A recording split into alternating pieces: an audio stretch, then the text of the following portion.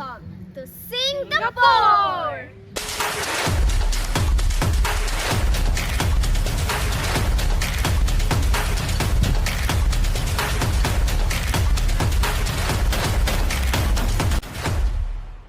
Halina't sabay-sabay nating tuklasin ang kasaysayan at kultura ng Singapore.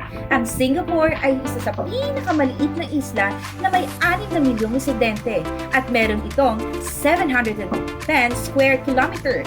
Maliit ang kalupaan at walang natural resources, gaya ng oil o gas tulad ng ibang mayayamang bansa. Nakabahagi ito ng mga hangganan sa dagat ng Malaysia, sa Hilaga at Indonesia sa timog. Ito ang pinakamodernong lungsod sa Timog Silangang Asya sa loob ng isang siglo kung saan pinaghalong impluwensya ng Asya at Europeo. Ngunit sa kabila nito, bakit napakayaman ng Singapore?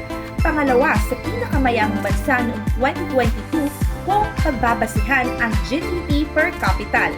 Pero alam niyo ba na Singapore ay lugmok sa kahirapan 60 years ago? Marami ang walang trabaho, walang bahay at nagutuman. Taon 1890 nung dumating ang British colony sa Singapore.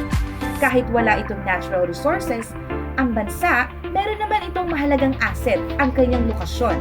Sentro ng ruta ng kalakalan na nagpokonekta sa Asya at Europa.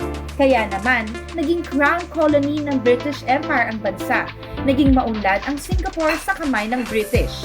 Ngunit nasakop ito ng mga Hapon noong World War II at nabawi naman muli pagkatapos binomba ng Amerika ang Hiroshima at Nagasaki. Natalo at sumuko sa Japan. Kaya ng taong 1963, nung nadeklara ang Singapore sa kalayaan ng British. Sayaw na aming sasayawin ay zapping ng Malay sa Singapore at Malaysia. Ito ay isang sayaw na may mga galaw na maliksi at may ritmong Arabiko at Malay.